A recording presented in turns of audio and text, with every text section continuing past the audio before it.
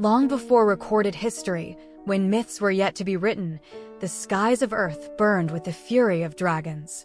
These colossal beings once ruled the world with fire and wisdom until humankind rose from the ashes to challenge them.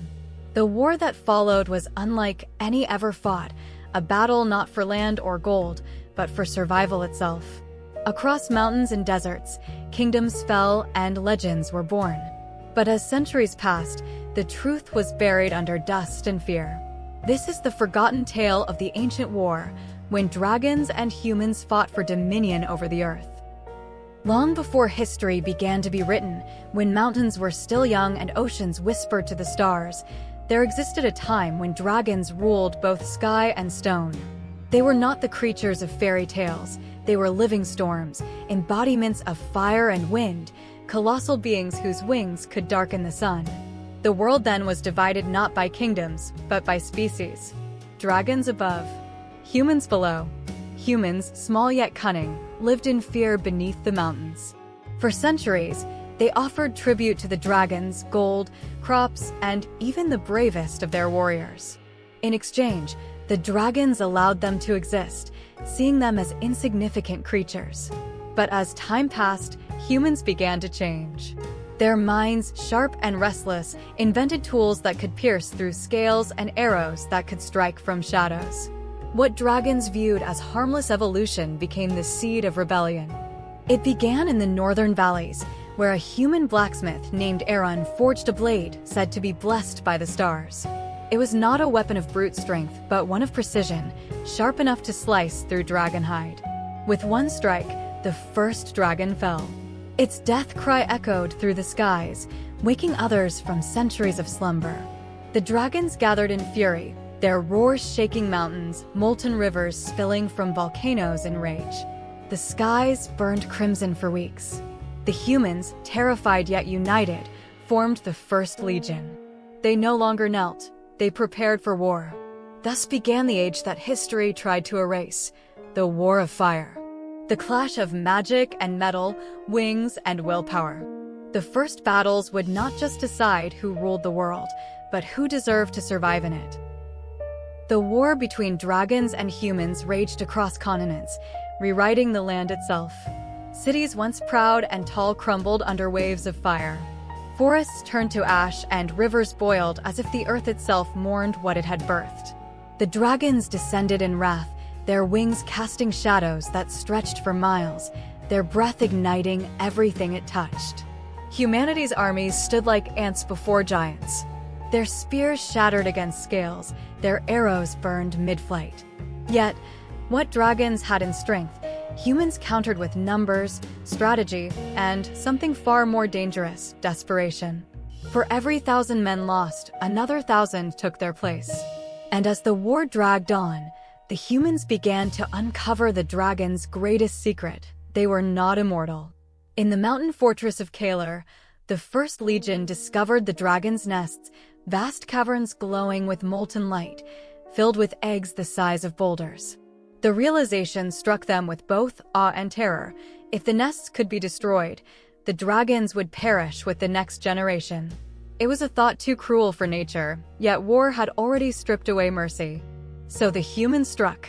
Night after night, they crept into the dragon's breeding grounds with blades dipped in poisoned fire. When dawn broke, the mountains screamed, dragons mourning their unborn. The skies turned to storms of blood and flame.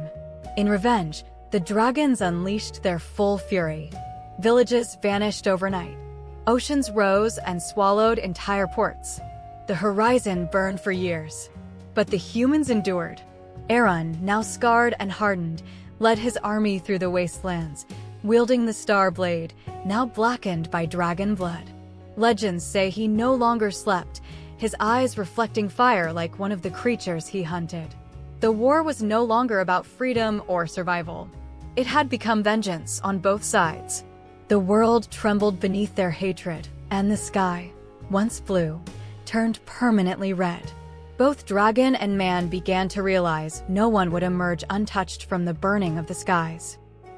By the time the war reached its final years, the world had become unrecognizable.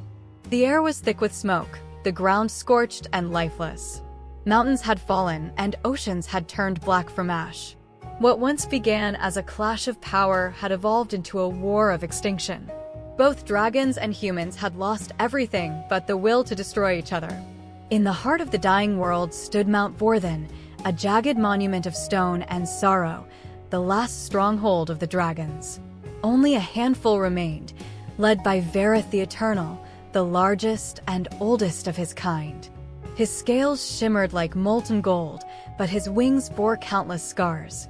Beneath him lay the last clutch of dragon eggs, fragile hope in a world beyond redemption. Across the valley, the human army gathered under King Aeron, whose once golden armor was now black with soot. The star blade in his hand pulsed faintly, its power nearly spent. Behind him stood men who had lost families, lands, and faith, their eyes hollow, their purpose reduced to vengeance. They came not as conquerors, but as ghosts seeking closure. When dawn broke over the battlefield, the final war began. The earth split open as dragons soared one last time, their flames lighting up the heavens like dying stars. Aeron's forces advanced through rivers of molten rock, their war cries drowned by thunder. Steel clashed with scale. Fire met fury. The sound of it echoed across time itself. Hours stretched into eternity. One by one, the dragons fell. Their roars turned to whispers carried by the wind. At last, only Vareth remained, his wings torn, his fire fading. He landed before Aeron, towering yet broken. The two adversaries stared at each other, the embodiment of everything that had been lost. In that moment, the star blade flickered with a strange light. The ground trembled, not from rage but from something deeper, our recognition. The weapon, forged from dragonkind's essence, had reached its limit. With one final strike, Aeron ended Vareth's reign, and with it, the Age of Dragons. But before his fall, the ancient creature released a final oath, a curse bound to the blood of man. He vowed that when humanity's greed would again scar the heavens and the earth, dragons would rise from the ashes not as beasts, but as retribution incarnate. When the war was over, silence returned. The flames dimmed, the skies cleared, and humanity rebuilt its empires upon the bones of dragons. Yet deep beneath the molten ruins of Mount Vorthen, a faint heartbeat continued steady, patient, waiting for the world to forget.